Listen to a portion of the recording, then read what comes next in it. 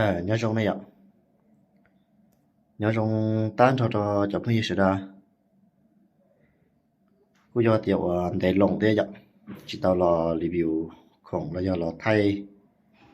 Phật chùa bó rồi phải xài này ạ. Trên hôm nào cú là review ý cho cá nó cũng xong thì phọ khẩn đồ ạ. Sẽ này cho hát trưởng xa tàu phọ khẩn đồ nó là cô cho cô lấy này ạ. Tiếc của là Thái cho cá và cũng muốn cho phọ khẩn đồ là do kế sổng á. Là cho cá Indonesia đấy. Này chia của trở xa xa bỏ tiền này luôn bê sau đi trả là do tiền này họ dùng đi trả nó này ạ. Thì khả năng của họ là muốn review mấy cho bê sai. Thì cho cá nó nữ dùng trả cho nữ họ và do cho cá dùng đùa nó này ạ, họ trâu đùa nó này. Giờ đây bên sai trắc con đồ ạ. Đó là những cái con đồ Indonesia này ạ. Đó là của trâu cho cá và năng của trí nè. Cá năng của trí họให้จอนแต่ว่าตัววาวจะกูจะวาวคาลิกัตอ่ะถือรองนะทนทานนั่นสินะจะวาวรองแหละเก็บเสียงกูจะมุสแนลอ่ะถังกูจะถังอัลลูนะถังอัลลูขนาดยาสุดจุดบล็อกอ๋อจะถังอัลลูแต่เชียนเอาละว่าเราท่องมีจิตท่องคาร์บอนเจอนะดูรองก็ตารองได้ใช่ไหมหรือมีจิตจีเนี่ยมีจิตจีอะทางคาร์บอนใช่họ cho cá gì nữa cứ cho nó ạ cho cá gì nữa cho nó này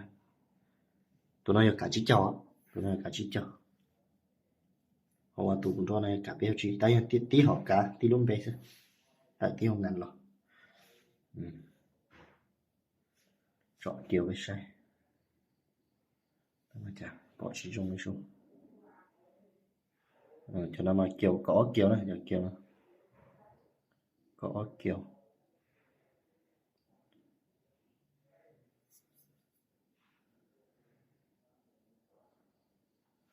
bỏ chỉ chui dùng ấy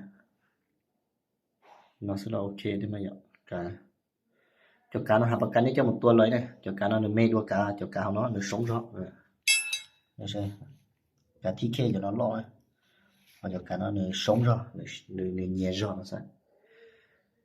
ta mà phật chúa mà tôi đấy nè ok sắp rồi đi phật chúa rồi cho nó theo ruột nhà rồi cho nó tới xí ạ theo ruột nhà nè ya cả logo ya cả PD 12 อันลูนะhọ giờ nó có cả thiết kế không cùng nhở họ giờ nó cả thiết kế không cùng cho cậu kiều nè họ giờ bên nó có cả XMG nè rồi XM8 TT nè nên từ họ sânใจcho cả nó là mua cùng mà sao đây nè cho cả nó mua sẵn đó tí xí họ nó cho con sông nhỉ thế nào cho con sông và Busnell con sông Busnell bên lục chua cuốn cho bó trao nè một phải thế nào một phải tí xí bắp này nè bắp lạ chỉ lấy thế nào một phải này lên thế nào thứ phăng gì nè lúc thứ họ giờ ngọc chỉ cho sạp tao cho phăng gì nó là lấy ý ạ nó cũng bớt phải nè xịt lia khi lúc phải không nó ra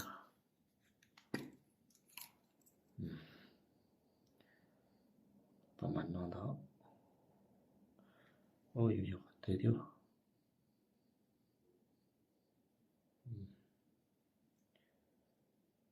dạ nó xinh linh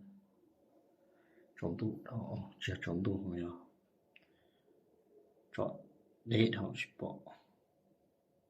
cho dễ thảo xin lên cho ship trong thế nào thế này cho phương gì thế này cho phương gì họ luôn nói cho Discovery nó mà chẳng tàu tế để trong lần tế sổ trong mà như bao sư điện luôn nè nó chỉ có cho muốn cho phỏ là vậy Discovery thế nó một file này lên nèขนาดกูยอเป๊ะลบก็คุณต้องเปล่าจบ từ nào thì vào cho khả năng ra ạ chúng mới cho mệt chăn nó đấy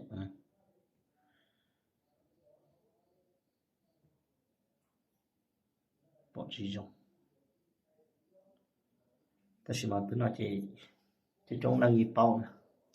một mảnh buộc này từ nào xin lệnh mảnh buộc họ bị to bị no thì khu do BSA made in China này ạ made in China khá nhạy tạm xuống nè và FFP nè mà dạo khá nhạy tạm xuống nè thì nó chỉ là mấy trăm dạ thì nó mấy trăm thôi nè bây giờ họ xả táo nó là không được lấy con BSA họ cho súp để nó cưa cho cụ thèm cho phò này ạ thì lúc thì chẳng phò nó mua này một dưới cụ chẳng cho phò xả cho nên họ sẵn chạy dạ tứ nó là không được cụ lấy nè không mà phò xả nhau họ chế nó bây giờ họ nhớ dây cú nó là tôi sẽ tôi chỉnh tao chỉ mà xin chỉ đồ này ạ ở bên nó không là xe đi chạc một khá review về xe đồ này